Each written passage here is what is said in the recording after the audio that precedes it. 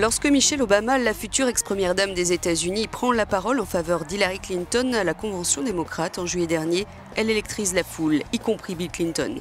On découvre une oratrice née, sincère et naturelle qui envoie coup sur coup à Donald Trump sans jamais le nommer, et ce ne sera pas la dernière fois. Je veux un président qui enseignera à nos enfants que chacun compte dans ce pays. Un président qui croit véritablement en la vision exprimée par nos fondateurs il y a toutes ces années, à savoir que nous avons été créés égaux, que chacun d'entre nous est un membre bien-aimé de la grande histoire américaine. Et quand une crise frappe, nous ne nous tournons pas les uns contre les autres. Non, nous nous écoutons les uns les autres. Nous nous appuyons les uns sur les autres parce que nous sommes toujours plus forts, ensemble.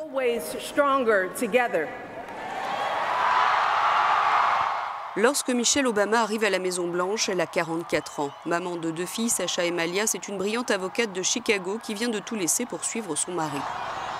8 ans plus tard, on peut dire qu'elle n'a jamais terni l'image de First Lady. Au contraire, elle en sort plus populaire que jamais. Elle aurait tout inventé ou presque de la fonction. On l'espère même candidate au bureau Oval en 2020. On salue ses causes choisies avec justesse. Elle a su investir l'aile est de la Maison-Blanche, qu'elle a récemment qualifiée de très jolie prison, pour en tirer le meilleur. Elle a voulu élever ses filles dans l'exemplarité, a su revendiquer son identité afro-américaine.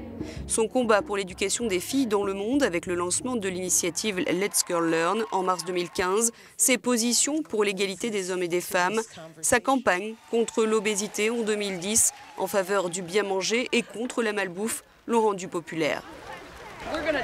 Experte en communication, Michelle Obama a su s'attirer la sympathie des Américains et au-delà, par son apparente accessibilité, son empathie et une sorte d'authenticité.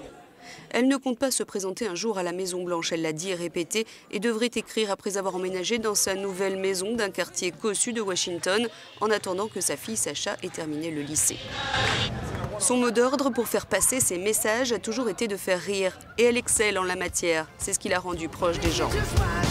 Comme lorsqu'elle chantait dans la célèbre émission Carpool Karaoke de James Corden l'été dernier. Après sa mini-tournée africaine en faveur de l'éducation des filles, là encore, elle militait pour l'association 62 Million Girls.